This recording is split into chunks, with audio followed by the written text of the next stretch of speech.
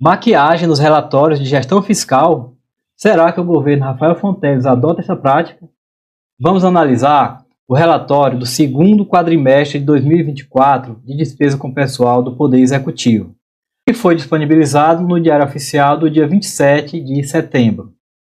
Como você já sabe, esse tipo de relatório abrange o histórico dos últimos 12 meses. Como o valor mensal oscila bastante, vamos concentrar a nossa análise nos valores totais do somatório dos 12 meses, onde temos mais de 9 bilhões e 41 milhões de despesa bruta. A parte de baixo do relatório nós temos as deduções, as despesas que não devem ser computadas. Você vê aí o valor total delas em 2 bilhões e 69 milhões. E após as deduções, na linha mais abaixo, nós temos a despesa líquida com pessoal, que está dando 6 bilhões 972 milhões, correspondendo a 42,29% da receita corrente líquida. Olha, não é um resultado ruim, se você considerar os limites impostos pela Lei de Responsabilidade Fiscal. Mesmo que se aumentasse aí em mais R$1 bilhão, não se chegaria ao limite máximo de 49%. No entanto, a questão aqui é que esse valor mostrado no relatório está maior do que o que realmente deveria. Uma simples comparação com o relatório do primeiro quadrimestre evidencia isso. Do relatório de abril para este relatório agora de agosto, temos um acréscimo na despesa bruta de mais de 263 milhões. É muito, viu? Vamos analisar então os componentes dessa despesa para entendermos melhor. A maior parte da despesa é com vencimentos e demais vantagens dos servidores efetivos. Mas aqui, com o acréscimo, foi menos de 35 milhões. Lembrando que já era esperado algum acréscimo mesmo, devido à implementação do reajuste de 5,35% nos vencimentos a partir de maio. E nas aposentadorias e pensões também. E como vemos, contabilizando-se os aumentos no benefício, os cancelamentos, extinções e toda a dinâmica dos 12 meses, a repercussão dele foi negativa. Podemos dizer que até agora, 4 meses depois, a repercussão de acréscimo na despesa com pessoal devido ao reajuste de 5,35% está bem abaixo do previsto. Vocês lembram que o governo alardeou que daria 400 milhões por ano? Mas continuando. Outro elemento que proporcionalmente aumentou muito e que não tem nada a ver com o reajuste de 5,35% foi a despesa com pessoal terceirizado. Mais de 58 milhões. Veja, maior do que o reajuste com os servidores efetivos.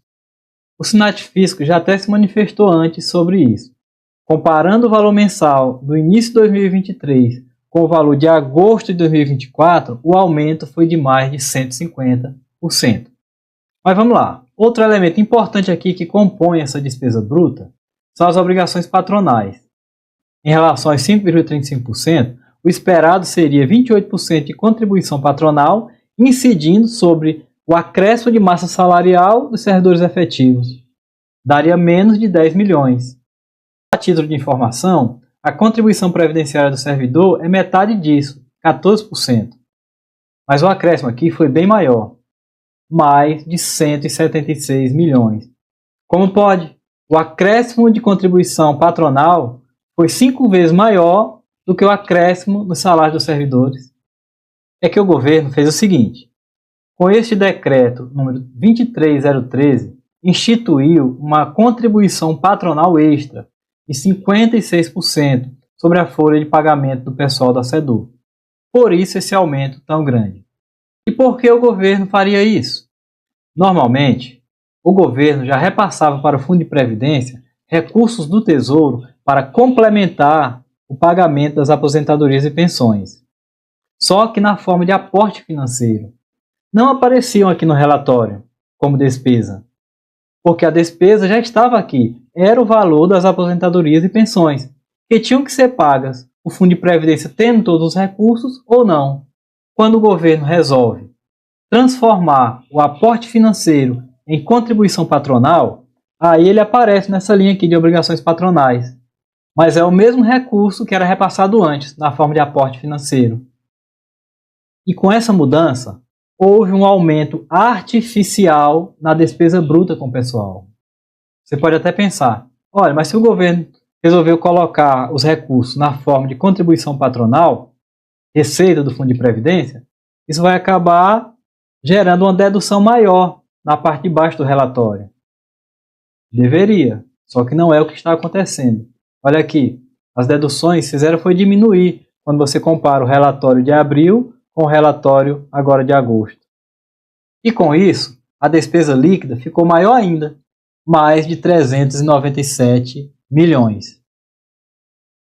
Para finalizar, vamos só ver aqui o principal elemento das deduções, que são exatamente os recursos do Fundo de Previdência. Eles são vinculados para pagamento de aposentadorias e pensões. Enquanto a parte de cima mostra o aumento das obrigações patronais, ou seja, aumento nas receitas do Fundo de Previdência, aqui na parte de baixo do relatório é mostrado que os recursos utilizados pelo Fundo de Previdência para o pagamento de aposentadorias e pensões foi diminuir. E para onde foram esses recursos? Bom, no mesmo dia 27/9, no Diário Oficial, nós temos o demonstrativo das receitas e despesas previdenciárias do regime próprio de previdência dos servidores, o Fundo de Previdência. Nessa parte de bens e direitos, fundo e capitalização, a gente encontra em caixa e equivalente caixa mais de 264 milhões. O dinheiro está aí, aplicado, para render mais alguns milhões. Mas desfalca lá no relatório de despesa com pessoal. Para que o relatório da despesa fosse um pouco mais próximo do que realmente aumentou de despesa com pessoal, teríamos que considerar esse valor aqui e incluir nos recursos vinculados para pagamento de aposentadorias e pensões. Com isso, as deduções aumentariam e lá embaixo a despesa líquida ficaria menor, cerca de 6 bilhões e 700 milhões, correspondendo a 40,68% da receita corrente líquida. Mas vamos voltar aqui para o relatório da forma como o governo apresentou, com aumento de despesa. Isso preocupa bastante a nós do Sinat Fisco, porque demonstra que o governo insistirá na sua estratégia de manipulação da opinião pública, para limitar a recomposição salarial dos servidores a percentuais mínimos, sem levar em consideração as perdas pela inflação acumulada em anos passados. Não se trata aqui apenas do ano imediatamente anterior. O Sinat Fisco continuará atento aos números, aos relatórios apresentados pelo governo estadual.